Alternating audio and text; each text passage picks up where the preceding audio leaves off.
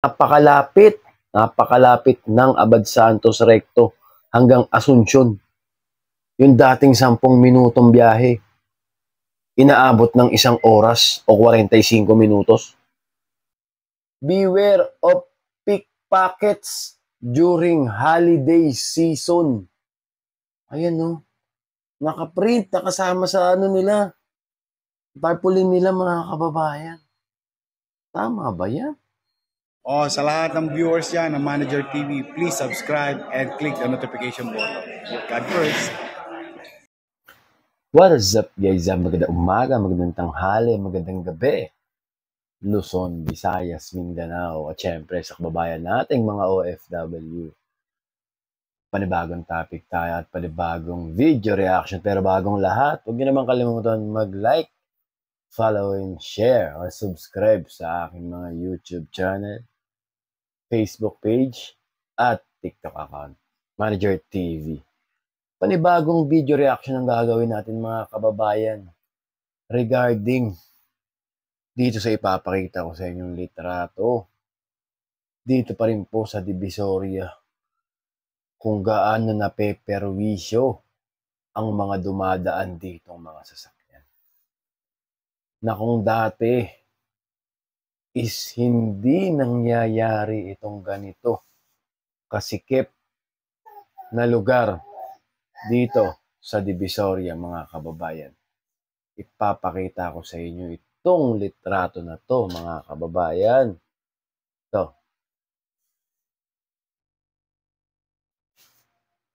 Nakikita nyo po yung ayan mga kababayan, yung jeep na yan mga kababayan. No?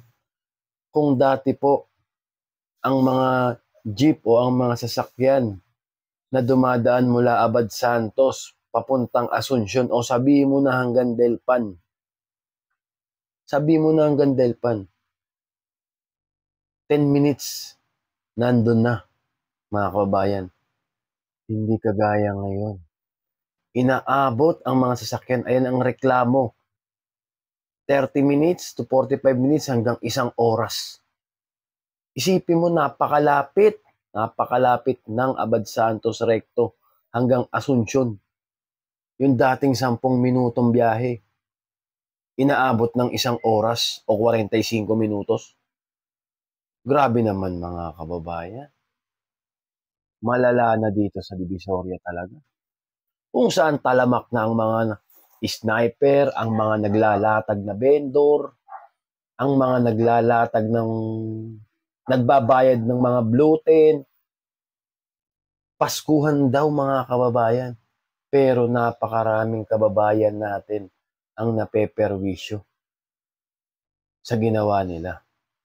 Dahil kinain na po ng mga vendor o ng napakaraming tent na binabayaran nila. Hindi natin alam kung kanino sila nagbabayad. Kung sinong mga tumatanggap ng mga lagay-lagay na yan. Tuwan-tuwa sila mga kababayan. Dahil naibalik nila sa dati pang administrasyon o dati-datiyan pa sinauna na ang vendor ay naglipa na sa Kalakhang, Maynila. Kaso mga kababayan, alam naman natin, sa Maynila sikat na sikat ang Divisoria. Kung saan namimili ang mga kababayan natin na presyong pangmasa. 'Di ba? Pero bakit gano'n ang ginawa nila ngayon mga kababayan? Napakaraming napeperwisyo. Sabihin na natin na may nakikinabang sa mga vendor na nagkalat diyan, kabilaan, Binondo side, Tondo side. Siguro tuwan-tuwa ang mga bulsa ng mga kolektor at ng pinakapinuno nila. Saan nga ba napupunta ang singil nila?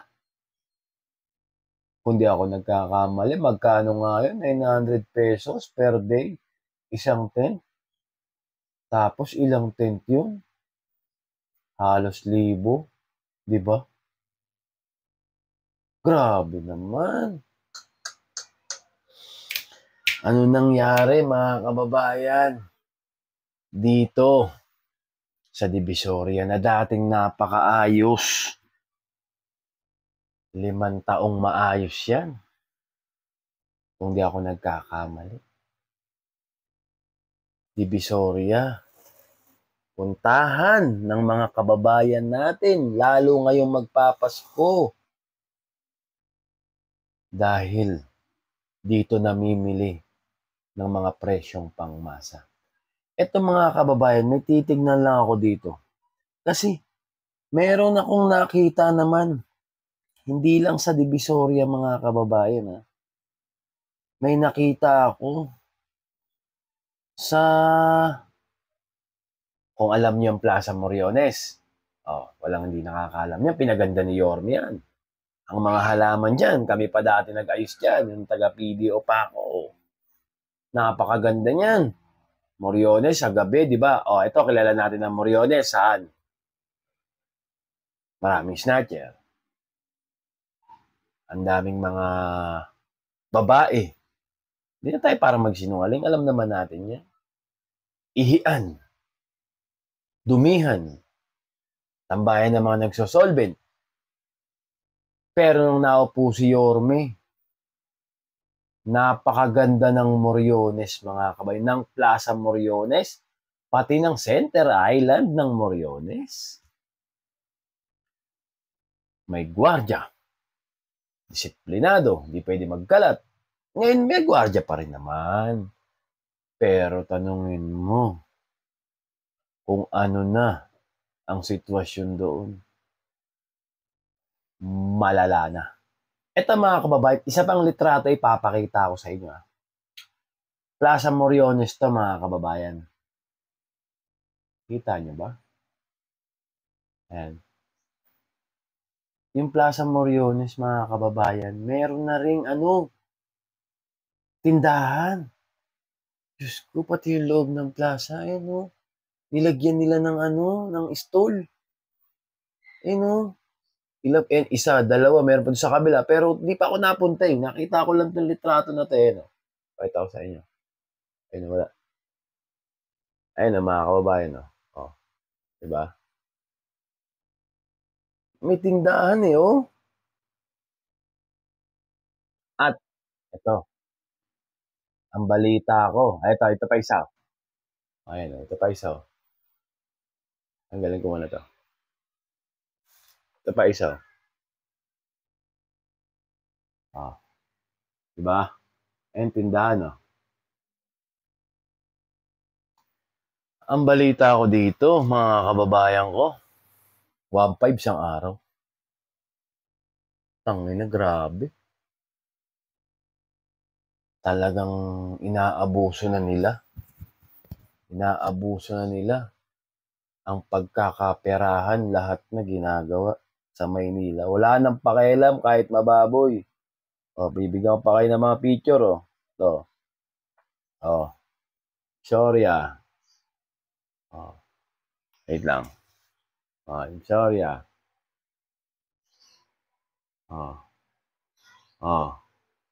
Ayun, yung mga nagtitinda, ito. Ayun, kabilang side.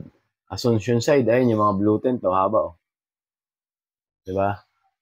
Ayun, Pucha, nasa gitna, Matindi talaga. Grabe mga kababayan. Anong ginawa nila sa Divisoria? Ito pa, mga kababayan. May papakita pa ako sa inyo. Hindi lang sa Divisoria, mga kababayan. Maiinis kayo dito. May babasahin lang ako, mga kababayan, May babasahin ako sa inyo. Tignan niyo, mga kababayan. Isang post, mga kababayan. Pa-flash ko mamaya. Nagre-reklamo na ang Korean community sa Malate. Koreatown dahil sa talamak na holdapan. Nasaan na ang pinagmamalaki ni Mayor na number 2 daw tayo sa pinakaligtas na syudad sa NCR. Ayun mga kababayan, Facebook post lang to ha. Wala daw po kasing rumoronda sa area ng Koreatown. Ito ang nakikitang dahilan ng komunidad kawalan ng police visibility sa kanilang lugar. Sino ba ang in charge dito? Siyempre, alangan naman na walang alam dito si Mayora. Diba? Kasi daw busy sa pangangampanya. Diba? Dahil sa reklamo ng mga Koreano sa lugar nila. Totoo nga na pinakadelikadong lugar ang Maynila sa Southeast Asia. Diba mga kababayan? Hindi ganun ang pagkakaalam natin sa Maynila. Lalo nung panahon ni Yorme. Hindi ubra yung ganun. Huldapan. Naku, yari yun. Eto, may papakita ko sa inyo. Tarpaulin. Tarpaulin mga kababayan. Tarpaulin. Oh, pakita ko sa inyo.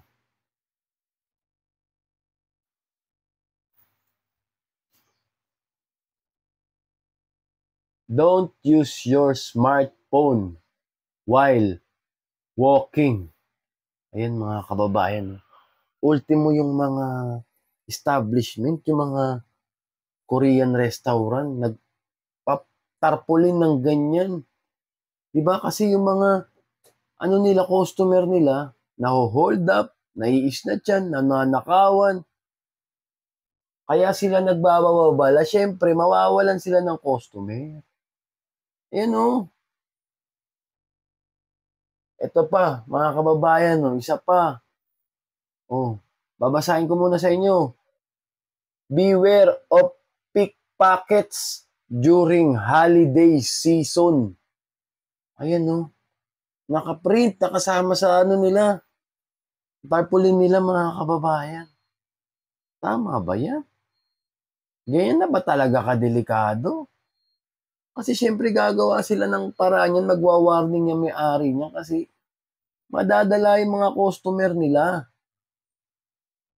Di ba?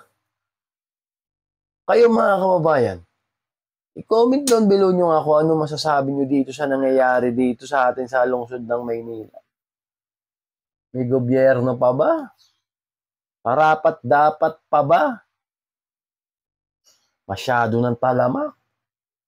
Isipin mo yan ilalagay sa tarpaulin kasama, beware of pickpockets during holiday season.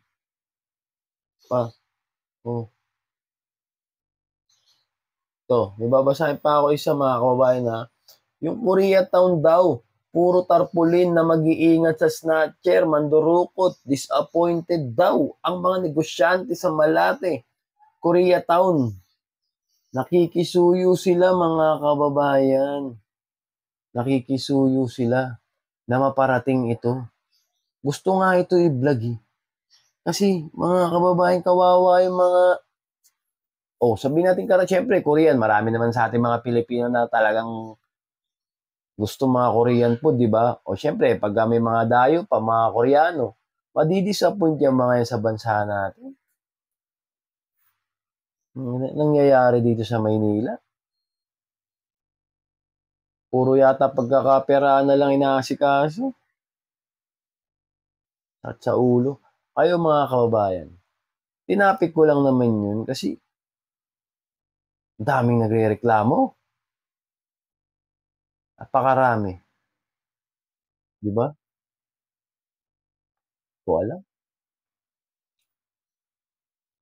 Grabe mga kababayan ng Maynila ngayon. Malala na. Kaya sana, matuto na ang taong bayan. Matuto na sila. Pumili ng tamang leader. Ako, alam ko sarili ko, sino leader ko. Pinagmamalaki ko yun. Pinagmamalaki ko kasi alam ko may ginawa. Kami, voluntary kami nagbablog. Kasi alam namin, may ayos ulit ang Maynila. May babalik sa ganda. May pagmamalaki ng bawat batang Manileño. Di ba? Kayo mga kababayan, anong masasabi dito? I-comment down below niya mga kababayan. At ayun lang, naitopic ko lang ngayon talaga. Maraming salamat sa inyong lahat, mga kababayan. God bless us all. God first. Thank you.